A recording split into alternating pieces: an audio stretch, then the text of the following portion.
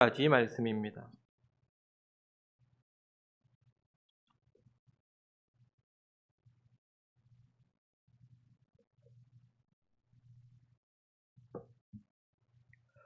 레위기 27장 26절부터 34절까지 돌아가면서 한 절씩 읽겠습니다.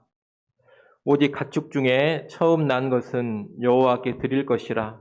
소나 양은 여호와의 것이니 누구든지 그것으로는 성별하여 드리지 못할 것이며, 만일 부정한 짐승이면 내가 정한 값에 그 5분의 1을 더하여 물을 것이요 만일 무르지 아니하려면 내가 정한 값대로 팔지니라. 어떤 사람이 자기 소유 중에서 오직 여호와께 온전히 바친 모든 것은 사람이든지 가축이든지 기업에 바치든지 팔지도 못하고 무르지도 못하나니 바친 것은 다 여호와께 지극히 거룩함이며, 온전히 바쳐진 그 사람은 다시 무르지 못하느니 반드시 죽일지니라. 그리고 그 땅의 10분의 1, 곧 그 땅의 곡식이나 나무의 열매는 그 10분의 1은 여호와의 것이니 여호와의 성물이라.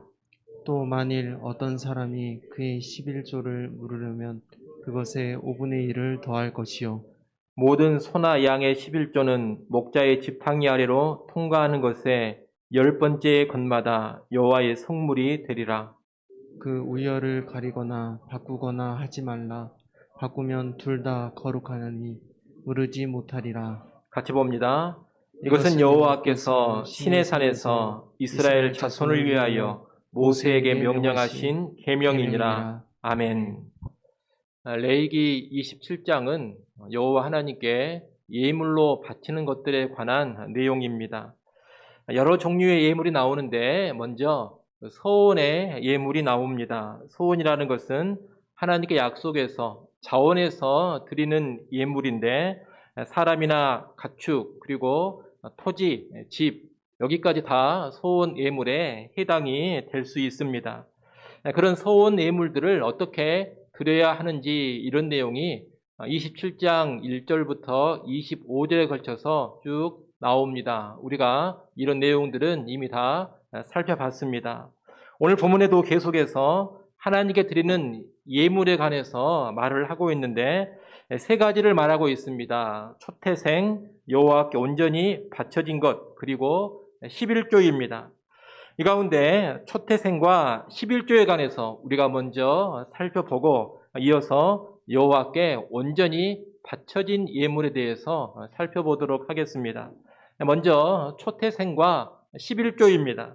26절, 27절은 가축의 처음 난 것, 곧 초태생, 첫 새끼를 하나님께 바치는 규례입니다. 가축 중에 처음 난 것, 흔히 초태생이라고 하는데 이 초태생은 여호와의 것입니다. 이것은 출애굽 사건과 연관이 되어집니다. 잘 아시는 것처럼 출애굽할 때 애굽의 초태생이 다 죽었던 그 6월절 밤에 이스라엘의 초태생은 하나님의 은혜로 죽임당하지 않고 다 살 수가 있었습니다. 죽어야 했지만 6월절 어린 양의 피에 근거해서 생명을 유지할 수 있었던 것입니다. 바로 그것을 기억하면서 초태생을 하나님께 바치는 겁니다. 26절 하반절에 보시면 이 처음 난 것은 성별하여 드리지 못한다 이렇게 되어 있습니다. 이 성별하여 드리지 못한다 이 말은 소원 예물로 드릴 수 없다 이런 뜻입니다. 소원 예물이라는 것은 내가 따로 구별해서 하나님께 바치는 것입니다. 내 소유로 내가 가지고 있어도 되는데 내가 자원해서 더 드리고자 하는 것이 이 소원의 예물입니다. 그런데 이 가축의 첫 새끼는 태어날 때부터 누구 것이냐? 태어날 때부터 초태생은 여호와 하나님의 것입니다. 그렇기 때문에 내가 무슨 자원하는 마음으로 드리겠다, 드리지 않겠다 이렇게 결정할 수 있는 그런 항목이 아니라는 겁니다. 날 때부터, 본래부터 여호와의 것이기 때문에 소원과 상관없이 당연히 하나님께 바쳐져야 하는 것입니다. 이 첫 새끼는 정결한 가축이냐 부정한 가축이냐에 따라서 드리는 법이 좀 다릅니다. 소나 양같이 정결한 가축의 첫 새끼는 그 첫 새끼를 그대로 여호와께 바치면 됩니다. 그러나 낙이라든가 낙타와 같은 이런 부정한 가축의 첫 새끼는 그대로 바칠 수가 없습니다. 부정한 것들은 성소에 바칠 수가 없기 때문에 부정한 가축의 초태생은 그대로 바칠 수가 없는 겁니다. 그래서 어떻게 바치느냐? 이 부정한 가축의 첫 새끼는 다른 사람에게 팔아서 그 판 돈을 성소에 바치도록 합니다. 그런데 이 부정한 짐승의 첫 새끼를 남에게 팔지 않고 자기가 계속 가지고 싶을 수가 있습니다. 남에게 팔지 않고 이 부정한 가축의 초태생을 자기가 소유하기를 원한다면 그 판 값을 계산해 가지고 그 판 값에 5분의 1 더한 값을 성소에 드리면 부정한 가축의 첫 새끼를 남에게 팔지 않고 자기가 계속해서 소유할 수가 있습니다. 이런 식으로 해서 정결한 가축의 첫 새끼는 그대로 성소에 바치고 부정한 가축의 첫 새끼는 돈으로 바치도록 되어 있습니다. 초태생은 하나님의 것이니 직접 바치든 아니면 돈으로 바치든 반드시 하나님께 바쳐야 하는 겁니다. 그 다음으로 30절부터 33절까지 말씀은 땅의 소출과 가축의 10분의 1, 다시 말하면 11조를 드리는 규례입니다. 이 11조도 가축의 첫 새끼와 같이 본래부터 여호와의 것입니다. 그렇기 때문에 드리고 싶으면 드리고 드리기 싫으면 드리지 않는 그런 항목이 아닙니다. 11조도 본래부터 여호와의 것이기 때문에 의무적으로 마땅히 드려야 하는 예물입니다. 소원에 해당되는 그런 예물이 아니라는 겁니다. 30절, 31절은 곡식이나 나무 열매의 11조인데 수확량의 10분의 1을 바치면 됩니다. 포도를 1000송이 거뒀다면 100송이를 성소에 갖다 바치면 되는 겁니다. 그런데 바쳐야 할 수확물을 그대로 자기가 가지고 싶을 수가 있습니다. 그럴 때는 이 수확물을 돈으로 물을 수 있습니다. 본래 수확물의 10분의 1을 그대로 갖다 바쳐야 하는데 그 수확물을 자기가 갖고 싶다면 바쳐야 될 수확물을 돈으로 환산해서 그 돈에 5분의 1 더한 값을 성소에 드리면 11조로 바쳐야 될 수확물을 자기가 그대로 소유할 수가 있습니다. 달리 말하면 11조로 드려야 될 수확물 대신에 돈으로 드리고자 한다면 5분의 1 더한 돈을 드리라는 겁니다. 32절, 33절은 가축의 11조입니다. 가축의 경우에는 소유하고 있는 가축을 목자의 지팡이 아래로 지나게 해서 매 10번째 해당되는 것을 11조로 바칩니다. 이때 10번째 걸린 가축은 다른 곳으로 바꾸거나 돈으로 무르지도 못합니다. 반드시 10번째 걸린 그 가축을 11조로 바쳐야만 한다는 겁니다. 만약 뭔가 바꾸려는 시도를 해서 발각이 된다면 처음 것과 바꾸려고 한 것 두 마리를 다 하나님께 드려야 합니다. 이상이 농산물과 가축의 11조 규례입니다. 소득, 재산의 10분의 1은 본래부터 하나님의 것이니 반드시 하나님께 바쳐야 한다는 겁니다. 이처럼 초태생이라든가 11조는 자발적인 소내물로 드리는 것이 아닙니다. 의무적으로 반드시 드려야 하는 것입니다. 이를 보면 구약 하나님의 백성들은 자원에서 소원에서 드리는 예물만이 아니라 의무적으로 드리는 예물도 있었음을 우리가 알 수가 있습니다. 그렇게 본다면 이 구약의 백성들은 상당히 많은 양의 예물을 하나님께 드리는 겁니다. 여러분 보십시오. 가축의 처음 난 새끼, 초태생을 다 하나님께 바쳐야 합니다. 또 농사 소출의 10분의 1도 하나님께 바쳐야 되고 소유하고 있는 가축의 10분의 1도 하나님께 바쳐야 합니다. 거기에 더해서 자원한다면 사람이나 가축, 집이나 토지도 소원해서 하나님께 바칩니다. 그것만이 아닙니다. 제사 드릴 때에도 늘 제물을 내가 돈 주고 준비해 와서 바쳐야 합니다. 또 20세 이상의 성인 남자는 생명의 속전이라고 해서 반 세계를 꼬박꼬박 바쳐야 합니다.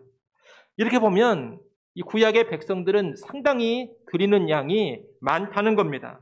다시 말하면 구약의 이스라엘 백성들은 아주 후히 하나님께 드려야 합니다. 오늘날은 11조도 부담이 된다면서 드리지 않는 그런 성도들이 많이 있습니다. 그런데 사실 이 구약의 백성들은 11조만 드리는 것이 아닙니다. 오히려 그들이 드리는 걸 다 계산해 보면 11조를 넘어서서 10의 2조, 10의 3조까지 드리는 그 정도 양으로 하나님께 봉헌했음을 알아야 합니다. 이렇게 후히 드리는 것은 왜 그렇게 드리느냐? 가나안 땅에 들어와서 먹고 마시고 소유하고 누리는 이 모든 것이 전적인 하나님의 은혜로 되어진 것을 잘 알았기 때문입니다. 여러분, 이스라엘 백성은 본래 애굽에서 종노릇을 하고 있었습니다. 그런 종노릇 하고 있던, 노예 생활하고 있던 이스라엘 백성을 하나님이 전적인 은혜로 구원을 해 주셨습니다. 구원시켜 주신 것만이 아니라 가나안 땅으로 인도하여 들이셔서 그 땅을 기업으로 주시고 그 땅 위에서 자유인으로 농사지으며 살아갈 수 있게 해 주셨습니다. 이 이스라엘 백성이 가나안 땅에서 먹고 마시고 얻고 누리는 모든 것은 다 누구로부터 온 것이냐? 은혜의 하나님으로부터 온 것입니다. 바로 그런 은혜를 깨닫고 감사하면서 이처럼 아주 넉넉히 후히 하나님께 드리는 겁니다. 오늘날 우리도 마찬가지입니다. 우리가 살아가는 이 신약 시대에는 구약과는 달리 의무적인 예물이 없습니다. 무슨 초태생은 반드시 드려야 한다. 11조는 하나님의 것이니 반드시 10분의 1은 바쳐야 한다. 그런 의무적인 조항이 신약 성도들에게는 없다는 겁니다. 그렇기 때문에 신약 시대에 어떤 예물을 가지고 와서 또는 어떤 헌금의 항목을 가지고 와서 신자라면 반드시 의무적으로 이런 헌금을 드려야 한다. 이렇게 말해서는 안 됩니다. 본질상 신약에는 의무적인 예물이 없기 때문입니다. 그런데 의무적인 예물이 없다는 것이 안 드려도 된다 이런 뜻은 결코 아니라는 겁니다. 사실 수준이 훨씬 더 높아진 겁니다. 구약 시대에는 일일이 다 지정을 해서 이것은 꼭 드려라, 저것도 꼭 드려야 한다. 그 외의 것들은 서원해서 네가 더 드리고 싶으면 드리거라 이런 식입니다. 이렇게 세세한 규정을 정해주면서 그 규정을 따라 구체적인 규칙을 따라 드리도록 했다는 겁니다. 여러 번 제가 말씀을 드렸는데 이 구약 성경에 구약 시대에 이처럼 세세한 규정을 두면서 백성을 가르친 것은 당시 하나님의 백성을 영적인 계시의 측면에서 미숙한 백성으로 간주하고 있기 때문입니다. 지금도 보통 예들을 다룰 때 여러분 세세한 규칙을 정해주면서 그 규칙대로 하라 이렇게 가르치지 않습니까? 아이들을 대할 때는 그렇게 가르칩니다. 하지만 어른을 대할 때는 그렇게 가르치지 않습니다. 큰 원칙과 원리만 알려주고서 어른들은 알아서 하라 그렇게 나아갑니다. 어른들에게는 세세한 규칙, 세세한 규정 하나하나를 조목조목 제시하지 않는다는 겁니다. 그러면서도 뭘 기대하느냐? 훨씬 더 어른스러운 태도를 기대하는 겁니다. 어버이날만 해도 그렇습니다. 여러분 초등학생들은 선생님이 내일이 어버이날이니까 다 카네이션을 만들자 해가지고 만들게 하고 또는 1,000원씩 가지고 와서 카네이션을 사자 해가지고 사게 합니다. 그리고 집에 가면 꼭 어머니 아버지에게 카네이션을 달아드려라. 숙제 안 해오면 선생님한테 대답 맞는다. 이런 식으로 가르칩니다. 근데 20살 되고 30살 되고 40살 된 어른들한테 카네이션 꼭 달아드려라. 숙제다. 안 달면 나한테 대답 맞는다. 이런 식으로 하겠습니까? 그렇게 하지 않습니다. 알아서 어버이날 되면 알아서 부모님을 공경해 드리는 겁니다. 구약과 신약이 마치 그런 관계입니다. 구약은 하나님의 백성을 계시적인 측면에서 미숙한 사람들로 간주합니다. 그래서 원리와 원칙에 입각해서 아주 세세한 규정들을 구체적으로 가르치고 의무화 시켜놨습니다. 너희는 원래 죽어야 될 자들인데 6월절 어린 양의 피로 살아났다. 그러니 초태생은 반드시 하나님께 바쳐야 된다. 너희가 가나안 땅에서 얻고 누리는 모든 것은 하나님의 은혜로 받아 누리는 것이다. 그러니 하나님 은혜를 알고 10분의 1은 반드시 하나님께 드려야만 한다. 드리지 않으면 죄 짓는 거다. 이런 식으로 가르치고 있다는 겁니다. 그러나 신약으로 오게 되면 이제 어른을 대하는 태도로 바꾸어집니다. 이제는 애들이 아니지 않느냐. 구원의 은혜를 잘 알고서 그 구원의 은혜를 깨닫고서 너희가 알아서 하나님께 드리거라. 모든 것이 하나님의 은혜로 주어지고 있음을 깨닫고 너희가 놀라운 구원의 은혜를 받은 사람들인 것을 깨닫고 알아서 하나님께 후히 드리거라. 굳이 너희한테 일일이 이것 드리라 저것 드리라 말할 필요가 있겠느냐. 이제 어른들이다. 알아서 드리거라. 이것이 신약의 가르침이라는 겁니다. 그런 차원에서 무슨 초태생이라든가 11조 같은 의무적인 봉헌의 규례를 신약에서는 제정해 놓지 않았습니다. 근데 이것을 오해해가지고 신약 시대에는 어디 뭐 11조라는 말이 없지 않느냐, 뭐하러 11조 하느냐 하라고 하지도 않았는데 이런 식으로 나간다면 대단히 커다란 오해를 하고 있는 겁니다. 여러분, 하나님께 드리는 원리 원칙은 신구약이 동일합니다. 하나님 베풀어 주신 구원의 은혜, 그리고 모든 것을 주사 누리게 하시는 그 은혜를 깨닫고서 하나님께 후히 드리라는 겁니다. 그래서 신약의 성도들은 정해진 의무 조항은 없지만 구약 성도들의 의무 이상으로 기꺼이 드리고자 하는 겁니다. 신약의 성수간 성도들로서 구약 성도만 또 미수간 성도들만 또 못해서는 안 되기 때문입니다. 한마디로 어른이 애들만 또 못하면 안 되는 겁니다. 그래서 굳이 11조 하라 이렇게 말하지 않아도 더 나아가서 10의 2조, 10의 3조 나아가 더 많은 것을 하나님께 기꺼이 드리는 겁니다. 그런 맥락에서 신약 성도들에게 11조가 의무조항은 아닙니다만 헌금을 할 때 그래도 최소한 11조는 해야 하지 않겠느냐 이런 식으로 이야기를 하는 겁니다. 그리고 나아가 그 이상도 기꺼이 드리고자 하는 겁니다. 이것이 마땅한 신약 성도들의 자세입니다. 하나님의 은혜를 알고 자원해서 후히 드리는 것, 구약 성도들보다 더 풍성히 드리고자 하는 것, 이것이 마땅한 신약 성도의 자세가 되어야 합니다. 오늘 우리 모든 성도들에게 그런 자세, 그런 드림의 정신이 온전히 있기를 바랍니다. 이제 또 하나 살펴봐야 할 것이 여호와께 온전히 바쳐진 것입니다. 오늘 보면 28절, 29절 말씀이 여호와께 온전히 바쳐진 것에 관한 내용입니다. 이 온전히 바쳐진 것을 히브리어로 뭐라고 하느냐? 한번 따라해 보십시오. 헤렘. 헤렘이라고 합니다. 여러분이 성경을 좀 제대로 공부해 보고자 할 때 꼭 나오는 것이 바로 이 헤렘이라는 개념입니다. 이 헤렘은 기본적으로 자원하는 예물, 소원의 예물입니다. 그런데 이 헤렘은 가장 강력한 자원, 가장 강력한 소원입니다. 28절에 있는 말씀처럼 이 헤렘으로 바쳐지면 사람이든 가축이든 토지든 팔지도 못하고 무르지도 못합니다. 그대로 전적으로 여호와 하나님께 바쳐져서 종신토록 영원토록 하나님을 위해서만, 성전을 위해서만 사용되어져야 합니다. 그런 의미에서 가장 강력한 소원의 예물이다, 이렇게 말할 수가 있습니다.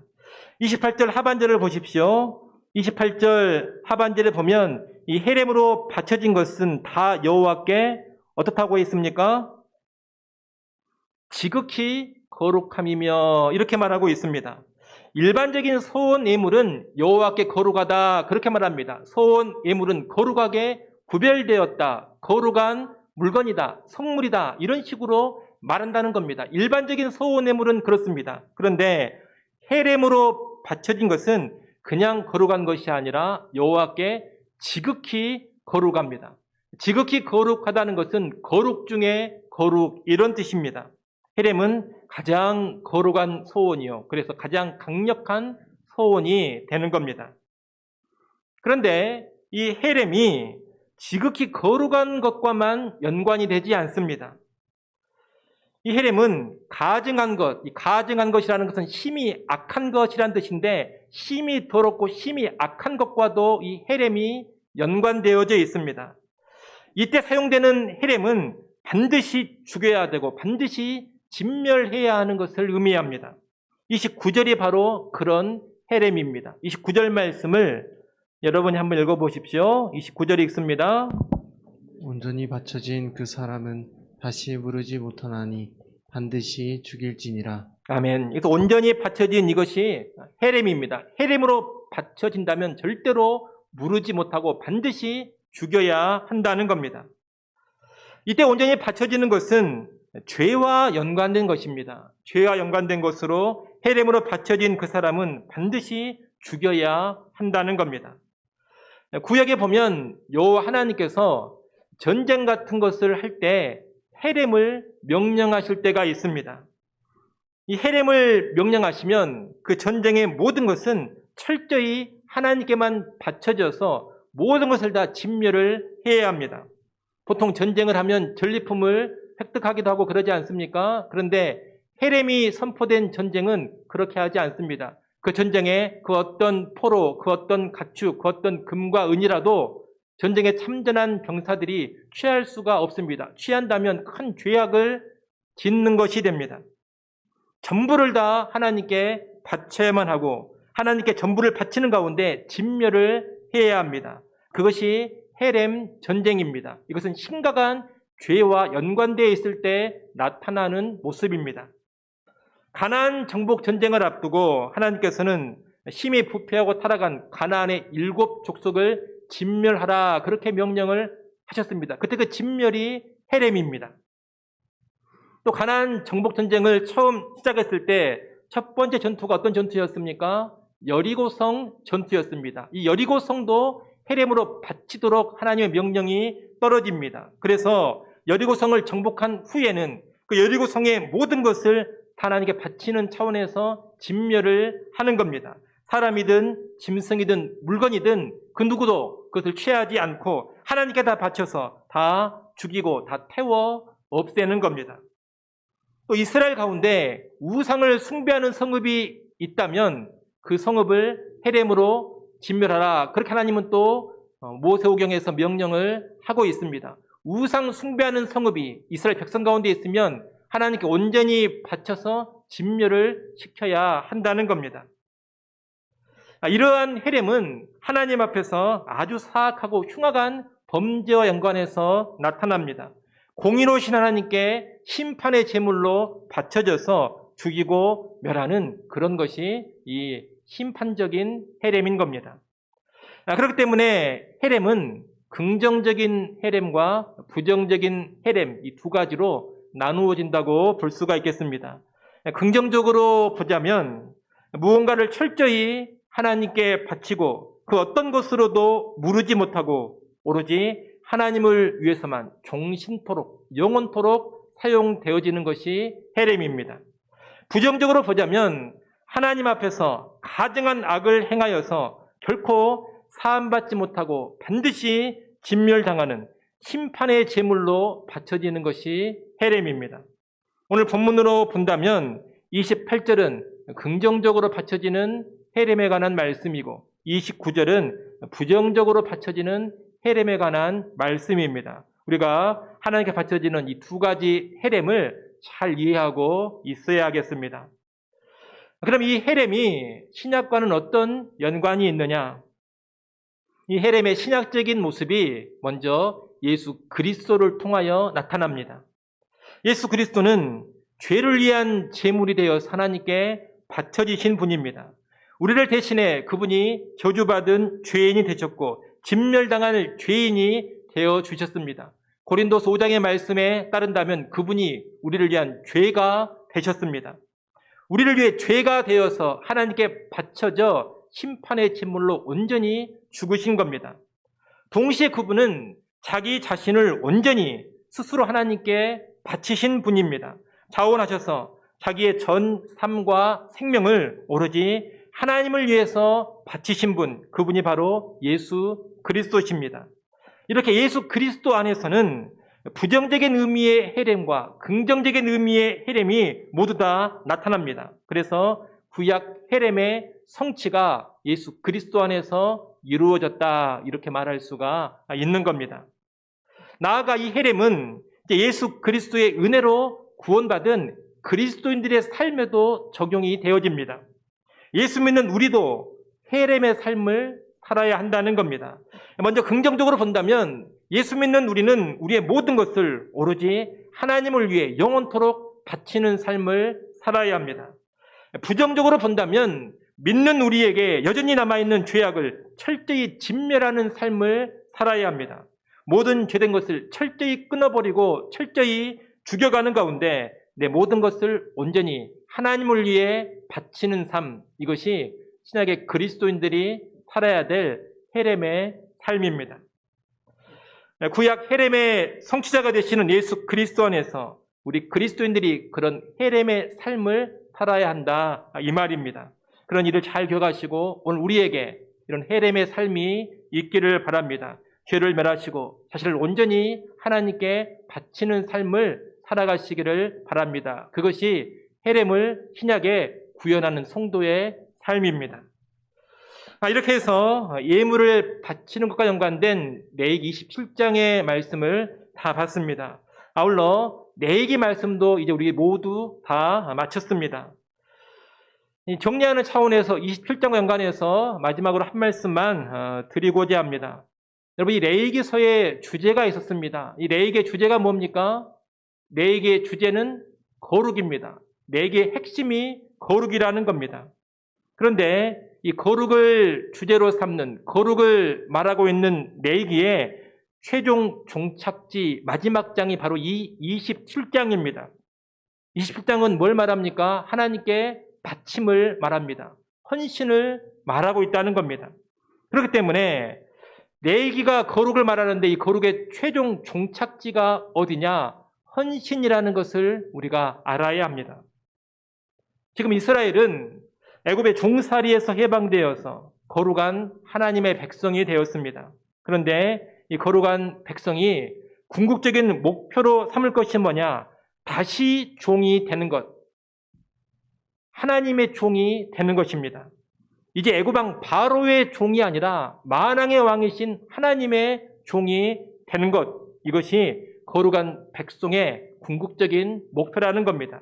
그런데 이 하나님의 종이 되는 것은 강요와 강압으로 되는 것이 아닙니다. 자원하는 마음으로 되는 겁니다. 애굽왕 바로는 폭력적이고 강압적이었습니다. 강제로 종살이를 시켰습니다. 하지만 우리 하나님은 은혜롭고 자비로우십니다. 이 하나님은 강요가 아니라 그분의 거룩한 백성이 자원하는 헌신으로 당신의 종이 되기를 원하십니다. 구원받은 백성이 자원하는 종이 되어서 스스로 원하는 마음으로 하나님을 기쁘게 섬기기를 원하신다는 겁니다. 그래서 하나님을 위한 자발적인 헌신, 자원하는 헌신, 이것이 거룩한 백성이 도달해야 될 궁극의 종착지가 되는 겁니다. 내 얘기를 마무리하는 시점에서 이를 잘 기억하시고 우리는 구원받은 백성, 거룩한 백성으로서 이제 하나님을 위한 자발적인 헌신자로 살아가시기를 바랍니다. 기쁨으로 하나님께 후히 드리고 내 모든 것을 자원하는 마음으로 드리는, 기쁨으로 섬기는 하나님의 종 될 수 있기를 간절히 축원합니다. 기도하겠습니다.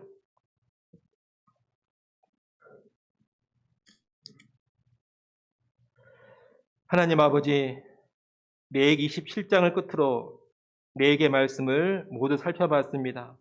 구원받은 거룩한 백성, 성도로서 이제 온전히 헌신하는 백성 되기를 원합니다. 하나님의 은혜와 사랑을 깊이 깨닫고 감격하는 가운데 자원하는 심령으로 우리의 모든 것을 드리고 바치며 살게 하여 주시옵소서. 나의 정과 욕심은 십자가에 못 박아버리게 하시고 오롯이 하나님을 위해서만 우리의 물질, 우리의 시간, 우리의 몸, 우리의 생명, 이 모든 것을 바치게 하여 주옵소서. 예수님의 이름으로 기도드리옵나이다. 아멘.